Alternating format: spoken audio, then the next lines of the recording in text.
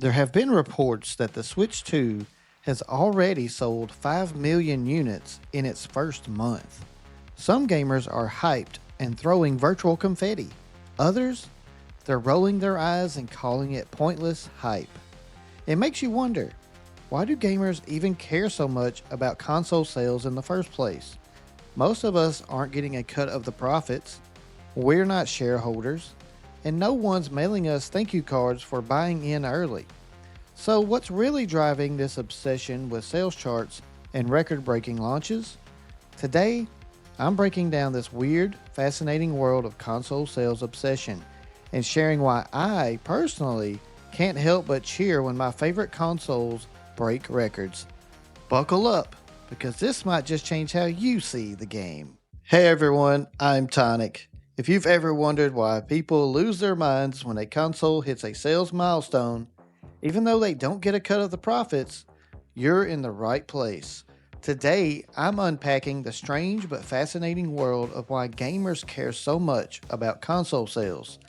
We'll talk about the emotional roots behind cheering for a plastic box, the ripple effects on game libraries, and the way these numbers quietly shape our gaming experiences and communities. I'll also share some of my personal stories, like the time Ninja Gaiden absolutely destroyed me before it became my first big gaming triumph. And I'll explain why, even though I used to be all in on the console wars back in the 90s, Nintendo versus Sega, anyone? These days, I champion every console's success, whether it's Nintendo, PlayStation, Xbox, or even the PC market. Strong sales mean more games, better experiences, and more fun for everyone. So if you love exploring the why behind our gaming obsessions, or just enjoy peeling back the layers of gamer psychology, hit that like button and subscribe. Trust me, by the end of this video, you might find yourself rooting for those sales charts too, even if you swore you'd never care. At first glance, cheering for console sales sounds pretty silly. None of us received a bonus check when the Switch crossed 150 million units, but those numbers actually matter more than most people think. Gamers aren't stockholders, but we know that strong console sales create a healthier ecosystem. When a console sells well, we get more games, longer support, and more reasons to stick with it. Take the Wii U for example. It kicked off with excitement, but stalled out at just 13 million units. Because of that, third party developers bailed, leaving fans with fewer games and almost no future support. The Dreamcast? Same story. Tons of hype, but low sales led Sega to pull the plug way too early. On the other side, when consoles like the Switch or PlayStation 5 break records, it's a green light for developers to flood the platform with games. It's like a party.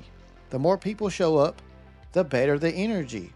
And publishers definitely want to be at that party. That's why successful systems often get more daring titles, more experimental indies, and bigger investments. We're not cheering for corporate profits. We're cheering for more games, more memories, and a longer, healthier life for the hobby we love. For a lot of us, cheering for a console isn't about numbers at all. It's personal. I still remember my first big gaming victory, beating Ninja Gaiden on the NES at just 8 years old after what felt like a million attempts. That game didn't just teach me about perseverance, it gave me a lifelong connection to Nintendo. From that moment on, every Nintendo console felt like a piece of my own story. Back in the 90s, I got swept up in the console wars too. I was fully on Team Nintendo, throwing shade at Sega kids on the playground like it was life or death. But as I got older, I realized the real win isn't seeing the other side fail. It's seeing all consoles do well so we get more games, more creativity, and more fun. Some people online call this kind of loyalty fanboy behavior or copium. But honestly, most of us just want to see the brands that gave us good memories keep thriving. It's not about defending a plastic box. It's about defending the feelings and the community that came with it. When a console succeeds, it means more players join the party. And that shared joy is why we started gaming in the first place. On retrospect, writing this script actually made me think about how silly those old console wars really were, and made me sympathize with Sega fans. When Sega lost the console race, it wasn't just a company taking a loss. It meant entire communities lost a piece of their identity. That sadness isn't really about what could have been, but about what they knew they had in Sega: the creativity, the risks, the spirit. It reminds me that at the end of the day, we are all on the same side. We just want great games and great memories. Even though the playground fights have faded, the energy of the console wars is still alive online. You see it in the nicknames: Sony Ponies, Xbots, Nintendo Drones. These labels might sound funny, but they show just how tribal gaming can get. But it's not really about plastic boxes fighting each other. It's about shared experiences. When you choose a system, you're stepping into a club, whether that's a Discord full of memes, weekend Smash tournaments, or late night Splatoon sessions. There's something special about knowing other people share your hype. And yeah, some people definitely take it too far, turning debates into toxic brawls. But for most of us, it's really about celebrating what we love and hoping others join in too.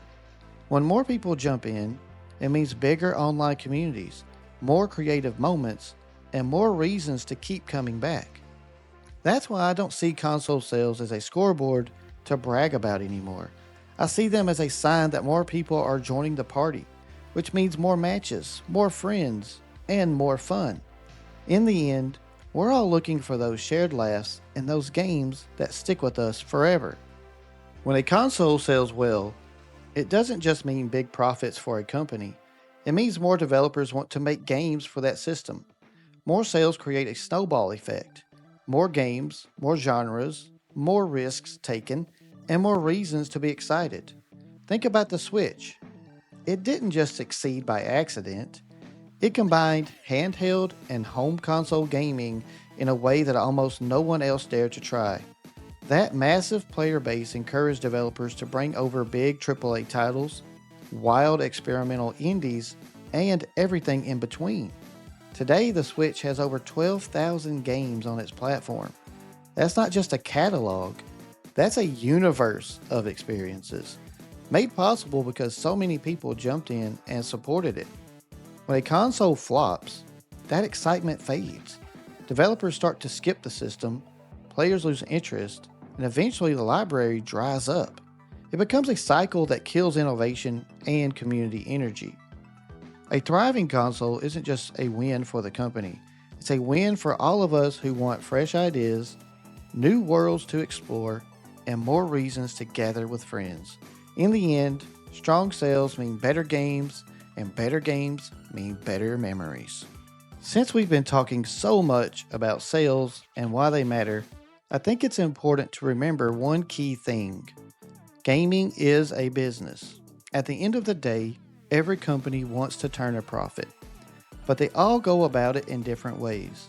Sony, Xbox, and PC games often get discounted quickly, and while it might seem like they're doing players a favor, it's actually their way of making back their investment when a game doesn't hit as strong as expected. It's smart business, but it also tells us a lot about how confident they are in the game's long-term value. Nintendo, on the other hand, keeps most of their games at full price, so we see their big titles keep selling strong for years.